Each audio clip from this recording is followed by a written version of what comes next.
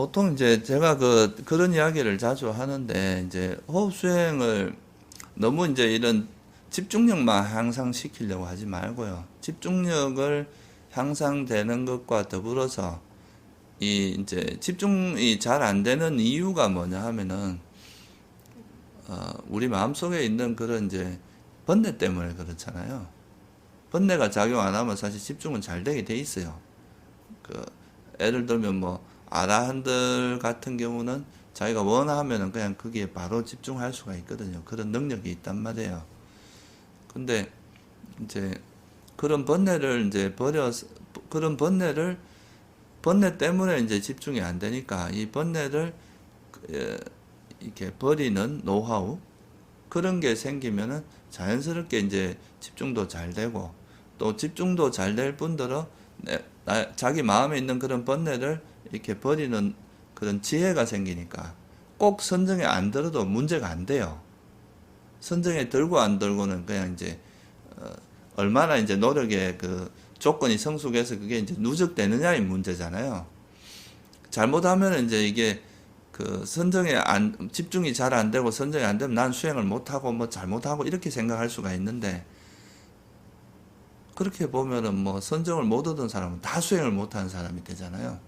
그게 아니라 그 선정을 닦는 과정에서 자기 마음에 있는 그런 이제 문제점들을 하나하나 해결해 나가면서 그 장애, 이제 대표적으로 선정을 방해하는 걸 5장애라고 하는데, 그런 장애를 버려 나가는 그 지혜가 생기는 것만 해도 상당히 큰 이익이 있거든요. 그게 사실은 더 중요해요. 외도에서 말하는 그런 삼매하고 부처님께서 말씀하신 삼매의 근원적인 차이가 거기 있거든요. 아주 스킬풀하게, 그러니까 집중만 개발하는 방법은 여러 가지로 있을 수 있어요. 불교 아닌 곳에서도 그런 방법들은 있을 수 있단 말이에요. 예를 들면 뭐 호흡을 조절해서 호흡을 통해서 막 이렇게 집중 상태로 간다거나, 어디 뭐 점을 하나 찍어 놓고 그 점에 막 집중해서 한다거나, 이런 되게 기술적으로 집중하는 방법은 이제 불교 외적인 곳에도 많이 있는데, 부처님께서 하신 이런 이제 삼매, 바른 삼매라고 하는 거는 단순히 막 뭐가 뭔지도 모르고 막 억지로 이렇게 마음을 집중해서 그냥 집중력만 개발하고 이런 게 아니라, 그 호흡이라는 방편을 통해서 집중력, 이제 그런 집중력도 개발하지만 이걸 되지 못하게 하고 계속 마음을 어지럽게 만드는 자기 마음을 관찰하고 알아차려서 그 마음을 버리는 훈련을 하면은, 그게 이제 이게 지혜거든요. 이 번뇌를 버리는 이게.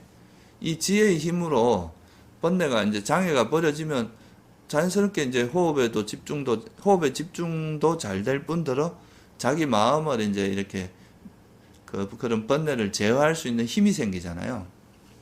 그건 수행을 뭐 하는 만큼 그런 이익이 생기는 거거든요.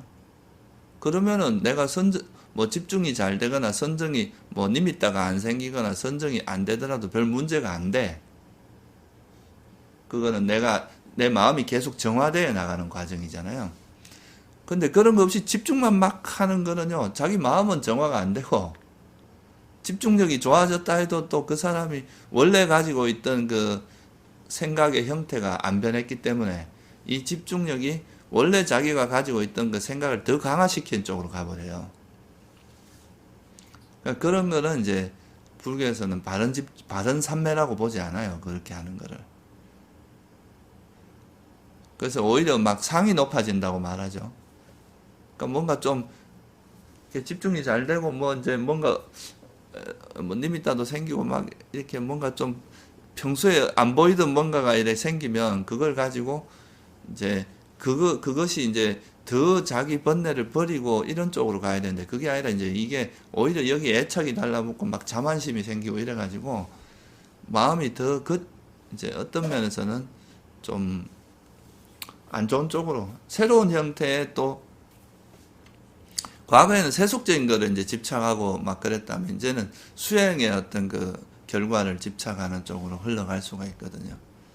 그래서 여러분이 처음 수행하실 때 바른 삼매가 뭔지를 아는 게 되게 중요해요. 저는 그걸 되게 강조를 많이 하는데, 사실 지금 공부를 가리키는 곳에 가면은, 그러니까 이제 너무 집중이 집중 위주로 이렇게 가는 경우가 많고, 또 그 집중이 충분히 이제 집중을, 이거 이제 그런 집중력을 통해서 장애 요소가 충분히 가라앉아서 완전히 제압되지 않은 상태에서 뭔가를 자꾸 얻었다고 이래 인정을 해주거든요. 그러다 보면은 사람이 건넘어요.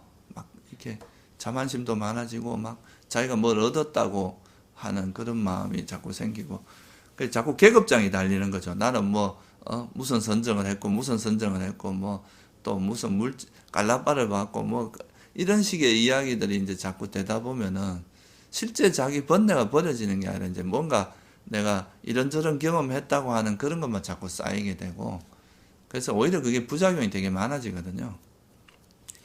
그런 게 실제 제대로 된 선정이 부처님께서 말씀하신 그런 바른 삼매는 상당히 수준이 높아요. 그냥 뭐 몇 개월 한다고 해서 얻어질 수 있는 게 아니에요, 이게 사실은. 그러면은 뭐 스님들이 뭐 다 바보들만 뭐 있다고 있겠죠. 스님들도 뭐 그 중에 선정을 진짜 제대로 얻었다고 자신있게 이야기할 수 있는 사람이 그렇게 많지 않거든요. 근데 몇 개월만 하고 막 선정 얻고 뭐 했다고 하고 이러는데, 그러다 보면은 이제 이런 수행에 대해서 좀 이제 잘못된 인식을 갖게 되고, 또 자기 상태를 과도하게 해석을 하게 되는 그런 일이 되거든. 우리 목적은 그거예요. 우리 마음속에 우리를 자꾸 마음을 삐뚤어지게 하고 자꾸 이제 왜곡되게 만드는 그런 그 탐진치, 그죠? 이거를 이제 얼만큼 완화시키고 버려나가냐, 이 문제인데, 그거를 버리는데 삼매의 힘을 활용하는 거거든요. 근데 이제 이 탐진치를 정말 제대로 버리면, 그러니까 마음도 내가 집중하려고 하면 자연스럽게 집중돼. 그렇게 얻어진 집중이라야 이 집중력이 또 완전 번뇌를 완전히 버리는 쪽으로 작동을 하게 되거든. 그게 이제 부처님께서 말씀하신 바른 삼매인데, 이제 보통은 삼매를 닦는다 그러면 막 그냥 어떻게든 집중해서 빨리 막 이런 뭔가 이렇게 자기 마음은 잘 보지 않고 집중력만 자꾸 개발하려고 하면은 그 결과가 나타나지 않으면 수행하는 것이 전부 이래 의미 없는 일이 되어버릴 수도 있단 말이에요.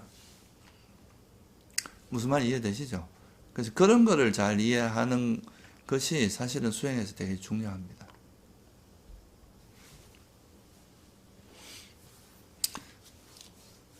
바른 삼매의 개념을 좀 잘 이해를 해야 돼요. 부처님께서 이 바른 삼매는 그 팔정도에서 앞에 이제 바른 견해, 바른 사유, 바른 말, 바른 행위, 바른 생계, 바른 정진, 바른 기억이라고 요 7가지의 요소를 갖춘 삼매가 바른 삼매라고 그랬거든요. 그러니까 그 중에 제일 중요한 게 바른 견해, 그러니까 이제 바른 견해를 가지고 삼매를 닦았을 때 그 삼매는 지혜를 완성하는 쪽으로 작동하게 되는데, 이제 바른 견해가 이렇게 충분히 학습되지 않은 상태에서 지혜 없는 삼매를 닦으면 이 삼매가 이제 자기를 드러내거나 이제 번뇌를 더 키우는 쪽으로 작용할 수 있다. 그래서 이제 바른 삼매를 강조하신 거죠.